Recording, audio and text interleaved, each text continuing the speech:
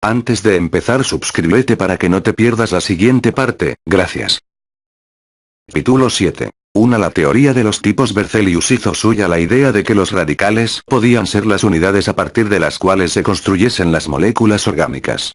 Creía que las moléculas orgánicas estaban formadas de radicales, igual que las moléculas inorgánicas estaban formadas de átomos individuales, y llegó a pensar que los radicales eran casi tan indivisibles e inmutables como los propios átomos. Berzelius mantuvo que la fuerza que une a los átomos en una molécula inorgánica o en un radical orgánico era de naturaleza eléctrica, lo que finalmente acabaría siendo cierto.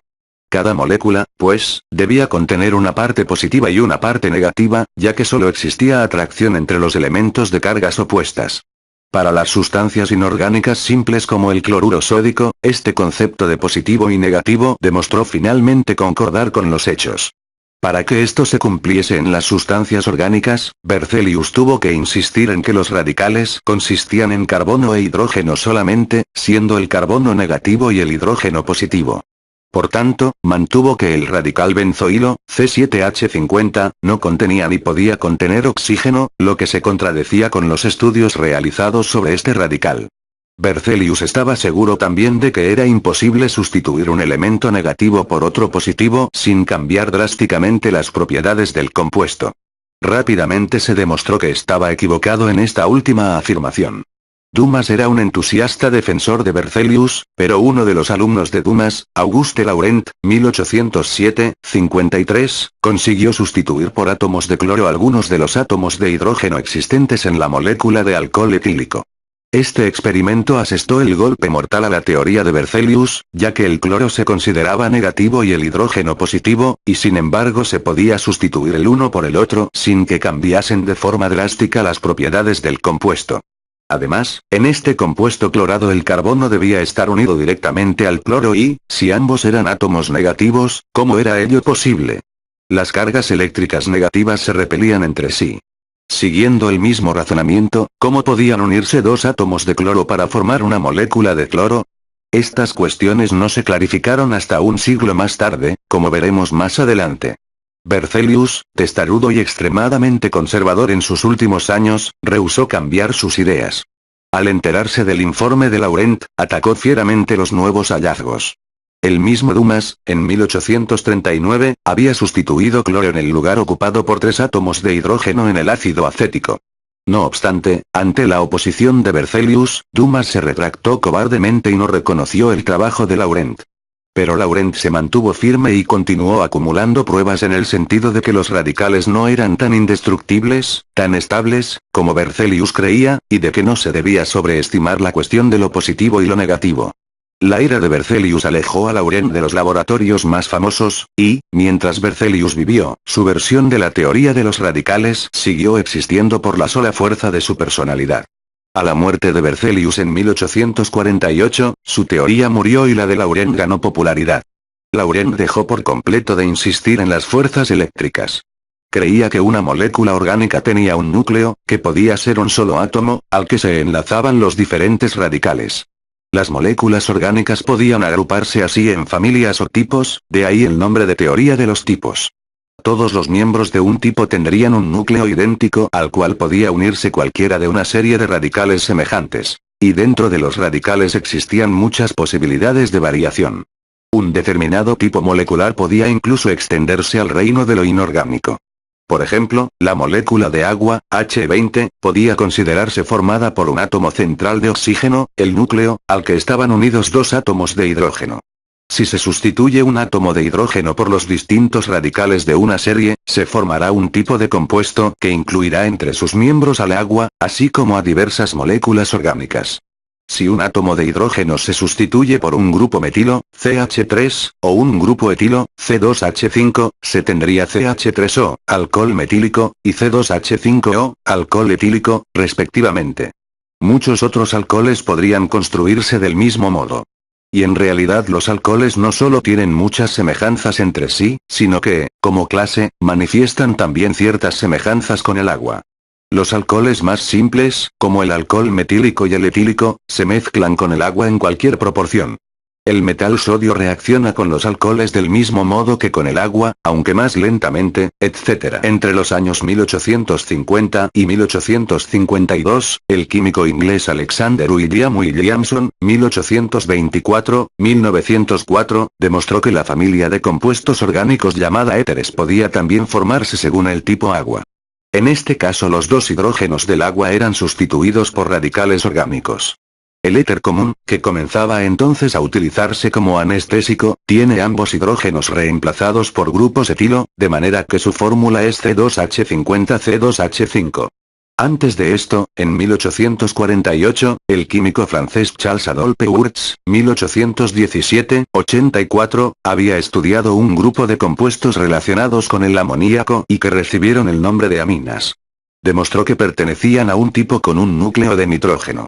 En el amoníaco, un átomo de nitrógeno estaba unido a 3 átomos de hidrógeno. En las aminas, uno o más de estos hidrógenos estaban reemplazados por radicales orgánicos. La teoría de los tipos ganó popularidad debido a que podía usarse para organizar el número cada vez mayor de compuestos orgánicos que se estaban estudiando. El químico ruso germano Friedrich Conrad Beilstein, 1838-1906, publicó en 1880 un vasto compendio de compuestos orgánicos y utilizó la teoría de los tipos de Laurent para organizar dichos compuestos dentro de un orden racional. No obstante, la teoría, tal como surgió del trabajo de Laurent, era incompleta. Todavía utilizaba los radicales como unidades y, más que resolver la cuestión de la estructura molecular, la evadía. Para resolverla correctamente había que enfrentarse a la pregunta: ¿cuál es la disposición atómica real dentro de los mismos radicales? 1. Valencia. La teoría de los tipos impresionó a algunos químicos por el hecho de que el átomo de oxígeno se combinaba siempre con otros dos átomos o radicales. Podía combinarse con dos átomos de hidrógeno para formar agua, con un átomo de hidrógeno y un radical orgánico para formar un éter. Pero en cualquier caso el átomo de oxígeno se unía a dos entidades. De manera similar, el átomo de nitrógeno siempre se combinaba con 3 átomos o radicales. Kolbe y otros químicos empezaron a escribir fórmulas para los compuestos orgánicos en las que se daba por supuesta tal constancia en el número de enlaces del oxígeno o del nitrógeno. El hecho fue generalizado por el químico inglés Edward Frankland, 1825-99, el primero en interesarse por los compuestos organometálicos, en los cuales agrupaciones orgánicas se enlazan a átomos de metales como el zinc 17. Aquí estaba muy claro que cada átomo metálico podía enlazarse solo a determinado número de grupos orgánicos y que este número variaba para los diferentes metales. Los átomos de zinc, por ejemplo, se combinaban exactamente con 2 agrupaciones orgánicas.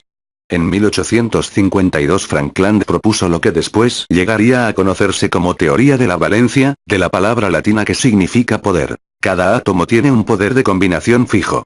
Por ejemplo, en condiciones normales, un átomo de hidrógeno solamente se combinará con otro átomo. Esto es también cierto para el sodio, cloro, plata, bromo y potasio. Todos ellos tienen una valencia de 1. Los átomos de oxígeno pueden combinarse con 2 átomos diferentes, igual que los de calcio, azufre, magnesio y bario. Todos estos elementos tienen una valencia de 2. El nitrógeno, fósforo, aluminio y oro tienen una valencia de 3. El hierro puede tener una valencia de 2 o de 3, y así sucesivamente. A la larga, la cuestión de la valencia reveló que no era ni mucho menos tan simple como parecía en un 17. En el verdadero compuesto organometálico, el átomo de metal está firmemente unido a un átomo de carbono. Los compuestos como el acetato de zinc, un tipo de sustancia conocido antes de la época de Frankland, son sales de ácidos orgánicos. En dichas sales el átomo de metal está unido a un átomo de oxígeno, y estos no se consideran auténticos compuestos organometálicos. Principio, pero incluso esta versión simplificada de la teoría encerraba ya un valor inestimable. Entre otras cosas, el concepto de valencia ayudó a clarificar la diferencia entre peso atómico y peso equivalente de un elemento. Todavía a mediados del siglo VI, muchos químicos confundían ambos conceptos. Experimentalmente se puede demostrar que una parte de hidrógeno se combina con 35,5 partes de cloro, puesto que un átomo de hidrógeno se une a un átomo de cloro para formar cloruro de hidrógeno, y el átomo de cloro es 35,5 veces más pesado que el de hidrógeno. Es decir, el cloro tiene un peso atómico de 35,5. Pero una parte de hidrógeno no se combinará con todos los elementos en proporción a sus pesos atómicos. Por ejemplo, el oxígeno tiene un peso atómico de 16, pero cada átomo de oxígeno se une a dos átomos de hidrógeno, al tener el oxígeno una valencia de 2. Por lo tanto, 16 partes de oxígeno se combinan con 2 partes de hidrógeno. El peso equivalente del oxígeno es la cantidad de oxígeno que se combina con una parte de hidrógeno, es decir, 16, 2 u 8. Del mismo modo, el átomo de nitrógeno, con un peso atómico de 14 y una valencia de 3, se combina con 3 átomos de hidrógeno. El peso equivalente del nitrógeno es, en consecuencia, 14, 3, o aproximadamente 4,7. En general, el peso equivalente de un átomo será igual a su peso atómico dividido por su valencia. Por otra parte, la segunda ley de la electrólisis de Faraday establece que el peso de metal liberado por una cantidad determinada de corriente eléctrica es proporcional al peso equivalente de dicho metal. Esto significa que una cantidad determinada de corriente eléctrica liberará como mucho solo la mitad en peso de un metal de valencia 2 frente a un metal de valencia 1 de igual peso atómico. La situación puede explicarse suponiendo que es preciso un átomo de electricidad para transportar un átomo univalente, mientras que hacen falta 2 para un átomo bivalente. Sin embargo, esta conexión entre valencia y átomos de electricidad no fue reconocida del todo hasta medio siglo después. 3. Fórmulas estructurales que Coulomb aplicó la noción de valencia con especial interés a la estructura de las moléculas orgánicas. Empezó con la sugerencia de que el carbono tiene una valencia de 4, y procedió en 1858 a elaborar sobre esta base la estructura de las moléculas orgánicas más simples, así como la de los radicales. La representación gráfica de este concepto se debe al químico escocés Archibald Scott Cooper, 1831-1892, quien sugirió representar esas fuerzas combinadas entre átomos, enlaces, como se las llama normalmente, en forma de pequeños trazos. De esta manera, las moléculas orgánicas podían construirse como verdaderas estructuras de mecano. Esta representación permitió ver muy claramente por qué las moléculas orgánicas eran, en general, mucho más grandes y complejas que las moléculas inorgánicas. De acuerdo con la idea de que Coulomb, los átomos de carbono podían enlazarse unos con otros por medio de uno o más de sus 4 enlaces de valencia, para formar largas cadenas, lineales o ramificadas. Ningún otro átomo parecía disfrutar de esa propiedad en un grado tan marcado como el carbono.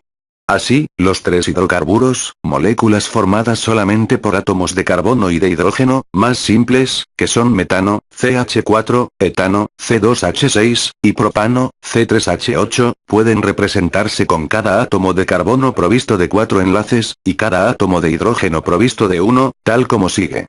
Esta serie puede continuarse añadiendo átomos de carbono hasta la longitud que se desee, prácticamente. Añadiendo oxígeno, con 2 enlaces, y nitrógeno, con 3, puede representarse la molécula del alcohol etílico, C2H6O, y la de metilamina, CH5N, como sigue. Tales fórmulas estructurales pueden hacerse más flexibles si se permite la existencia de 2 enlaces, un doble enlace, o 3 enlaces, un triple enlace, entre 2 átomos adyacentes. Así, el etileno, C2H4, acetileno, C2H2, el cianuro de metilo, C2H3N, acetona, C3H60, y ácido acético, C2H402, pueden representarse como sigue. Las fórmulas estructurales hacían gala de una utilidad tan obvia que muchos químicos las aceptaron inmediatamente, quedando desfasados por completo todos los intentos de representar las moléculas orgánicas como estructuras construidas a partir de radicales. Ahora podría construirse nada menos que una representación átomo por átomo. En particular, un químico ruso, Alexander Mikhailovich Buklerov, 1828-86, apoyó el nuevo sistema. Durante la década de 1860 señaló cómo el uso de las fórmulas estructurales podía explicar la existencia de isómeros. Por ejemplo, para utilizar un caso muy sencillo, el alcohol etílico y el éter dimetílico, si bien poseen propiedades muy diferentes, tienen la misma fórmula empírica, C2H60. Las fórmulas estructurales de los compuestos son. No es de extrañar que el cambio en el enlace de los átomos lleve a 2 conjuntos de propiedades muy diferentes. En el caso del alcohol etílico, uno de los 6 átomos de hidrógeno está enlazado a un átomo de oxígeno, mientras que en el éter dimetílico los 6 están fijados a átomos de carbono. Los átomos de hidrógeno se fijan al átomo de oxígeno más débilmente que al carbono, de modo que el sodio metálico añadido al alcohol etílico desplaza exactamente 1/6 del contenido de hidrógeno. Si se añade sodio al éter dimetílico, no desplaza nada de hidrógeno. Así, la reacción química sirve como guía para la fórmula estructural, y las fórmulas por su parte sirven como guía para reacciones desconocidas. Butlerov trató específicamente con un tipo de isomería llamada tautomería, en la que ciertas sustancias aparecían siempre como mezcla de dos componentes. Si uno de estos componentes se aislaba en forma pura, podría transformarse rápidamente, en parte, en el otro. Butlerov mostró que la tautomería consistía en una transferencia espontánea de un átomo de hidrógeno desde un enlace con un átomo de oxígeno a un enlace con un átomo de carbono cercano, y a la inversa. El benceno, un hidrocarburo simple cuya fórmula empírica es C6H6, supuso un problema capital en los primeros años de las fórmulas estructurales. Ninguna fórmula estructural parecía satisfacer los requisitos de valencia, y al mismo tiempo explicar la gran estabilidad del compuesto. Esto es, las fórmulas estructurales que se sugirieron al principio se parecían a las de otros compuestos que eran muy inestables. De nuevo fue Kekulé quien salvó la situación. Un día de 1865, según el mismo Kekulé, medio dormido en un ómnibus, le pareció ver átomos ejecutando una danza. De pronto, la cola de una cadena se unió a su cabeza y formó un anillo circular. Hasta entonces, las fórmulas estructurales se habían formado solamente con cadenas de átomos de carbono, pero ahora Kekulé pensó también en la posibilidad de anillos de carbono.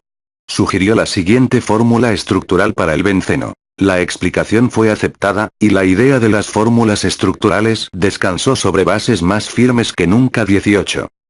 4. Isómeros ópticos. Pese a su utilidad, las fórmulas estructurales de Kekulé no terminaban de explicar un tipo de isomería particularmente sutil, en la que intervenía la luz. Considerémosla brevemente. 18. No obstante, la presencia de 3 dobles enlaces en el benceno creaba un problema, ya que los compuestos con dobles enlaces sufrían normalmente determinados tipos de reacciones que el benceno no solía sufrir. Pasaron casi 3/4 de siglo antes de que encontrase explicación al rompecabezas de los dobles enlaces que no actúan como dobles enlaces.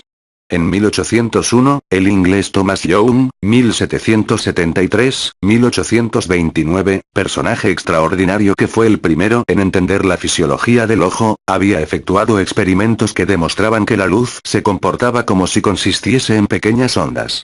Más tarde, hacia 1814, el físico francés Augustin-Jean Fresnel, 1788-1827, mostró que las ondas de luz pertenecen a un tipo particular conocido como ondas transversales. Estas ondas oscilan perpendicularmente a la dirección en la que viaja la onda en conjunto. La situación se visualiza mejor en relación con las olas del agua, también de naturaleza transversal. Cada partícula de agua se mueve verticalmente, mientras las olas se desplazan horizontalmente. Las ondas luminosas no están limitadas a una superficie, de manera que no se mueven simplemente hacia arriba y hacia abajo. Pueden moverse a izquierda y derecha, o de nordeste a suroeste, o de noroeste a sudeste. De hecho, hay un número infinito de direcciones en que las ondas de luz pueden oscilar en ángulo recto a la dirección de su desplazamiento. En un rayo de luz ordinaria, algunas ondas están oscilando en una dirección, otras en otra, etc. No hay una dirección preferente. Pero si ese rayo de luz atraviesa ciertos cristales, el ordenamiento de los átomos dentro de los cristales fuerza al rayo de luz a oscilar en un plano determinado, un plano que permitirá a la luz deslizarse a través de y entre las hileras de átomos. A la luz que oscila en un solo plano se la llama luz polarizada, nombre propuesto en 1808 por el físico francés Etienne Louis Malus, 1775-1812. Por esa época, la teoría ondulatoria no había sido aún aceptada, y Malus creía que la luz constaba de partículas con polos norte y sur, y que en la luz polarizada todos los polos estaban orientados en la misma dirección. Esta teoría desapareció rápidamente, pero la expresión quedó, y todavía se usa. Hasta 1815, las propiedades y el comportamiento de la luz polarizada parecían pertenecer exclusivamente al dominio de la física. En ese año, el físico francés Jean-Baptiste Biot, 1774-1867, mostró que si la luz polarizada pasa a través de determinados cristales, el plano en que las ondas vibran experimenta un giro. Unas veces gira en el sentido de las agujas del reloj, dextrógiro, y otras en sentido contrario, levógiro. Entre los cristales que presentaban esta propiedad de actividad óptica estaban los de los compuestos orgánicos.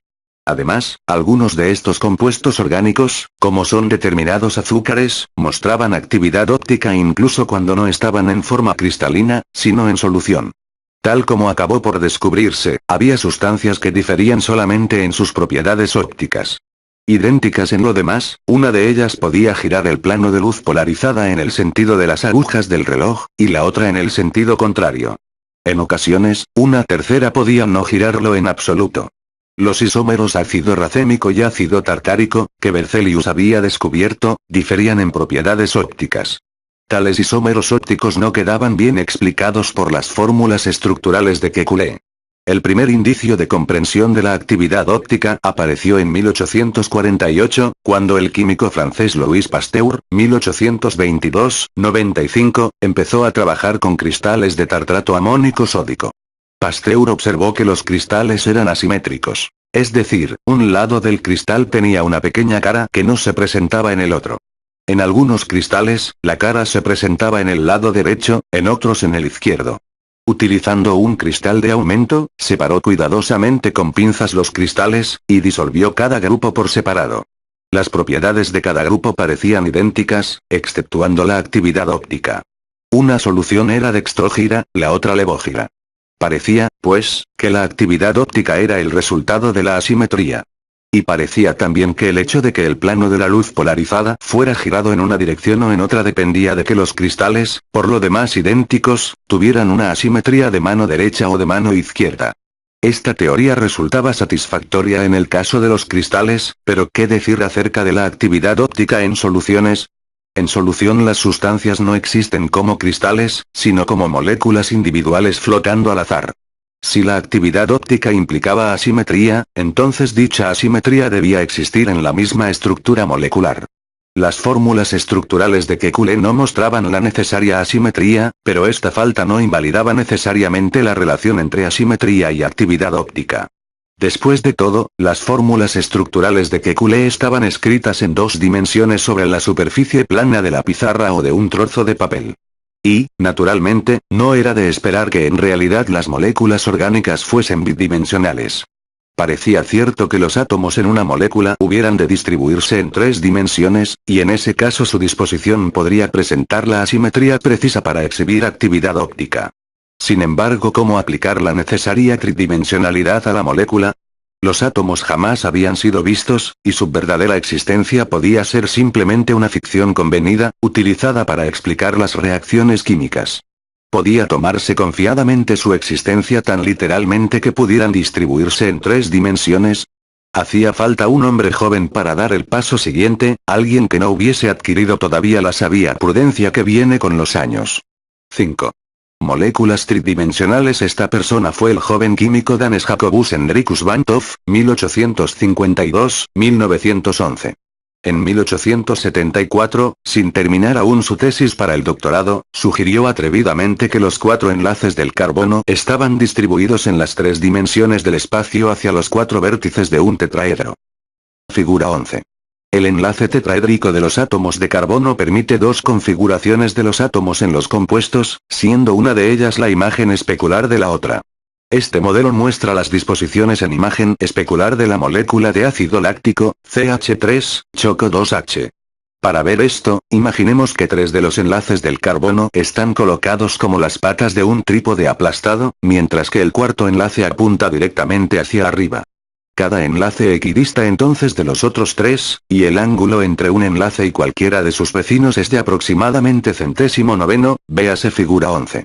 Los cuatro enlaces del átomo de carbono están colocados simétricamente alrededor del átomo, y la asimetría se introduce solamente cuando cada uno de los cuatro enlaces está fijado a un tipo de átomo o grupo de átomos diferentes. Los cuatro enlaces pueden disponerse entonces exactamente de dos maneras distintas, siendo una la imagen especular de la otra. Este modelo aportaba precisamente el tipo de asimetría que Pasteur había encontrado en los cristales. Casi simultáneamente, el químico francés Joseph Achille Lebel, 1847-1930, publicó una sugerencia similar. El átomo de carbono tetraédrico es conocido a veces como teoría de Van 't Hoff-Lebel. El átomo tetraédrico explicaba tantas cosas y de forma tan clara que fue rápidamente aceptado. Contribuyó a ello el libro publicado en 1887 por el químico alemán Johannes Adolf Wislicenus, 1835-1902, que colocaba la autoridad de un antiguo y muy respetado científico en apoyo de la teoría. Y sobre todo, no había enmascaramiento de los hechos. Los compuestos que poseían átomos de carbono asimétricos, los que estaban enlazados a 4 grupos diferentes, poseían actividad óptica, mientras que los que no poseían tales átomos, carecían de ella.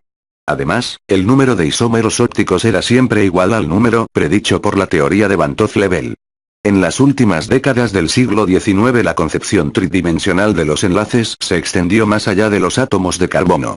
El químico alemán Victor Meyer, 1848-97, mostró que los enlaces de los átomos de nitrógeno, concebidos en 3 dimensiones, podían explicar también ciertos tipos de isomerías ópticas. Por su parte, el químico inglés William Jackson Pope, 1870-1939, mostró que lo mismo era aplicable a otros átomos tales como los de azufre, selenio y estaño. El germano suizo Alfred Werner, 1866-1919, añadió el cobalto, cromo, rodio y otros metales. A comienzos de 1891, Werner desarrolló una teoría de la coordinación de la estructura molecular. Esta idea, según él, le vino en sueños, despertándole a las 2 de la madrugada con un sobresalto. Esencialmente, esta teoría mantiene que las relaciones estructurales entre átomos no tienen por qué estar restringidas a los enlaces ordinarios de valencia, sino que, particularmente en ciertas moléculas inorgánicas relativamente complejas, los grupos de átomos podrían distribuirse alrededor de algún átomo central, de acuerdo con ciertos principios geométricos que no parecen tener en cuenta el enlace de valencia ordinario.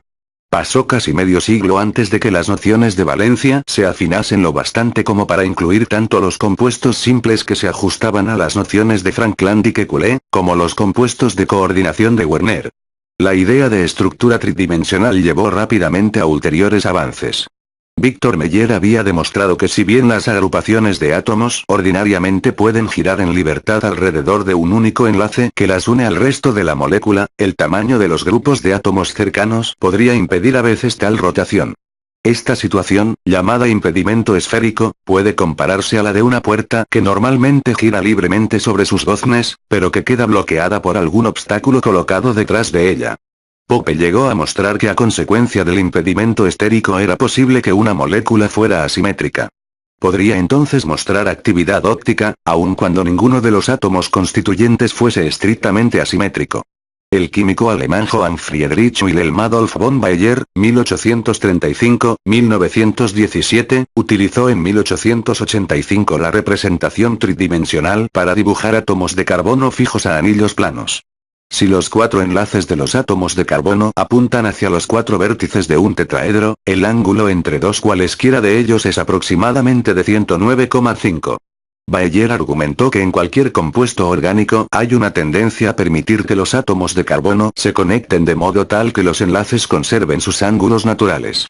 Si el ángulo es obligado a variar, el átomo se encontrará sometido a un esfuerzo.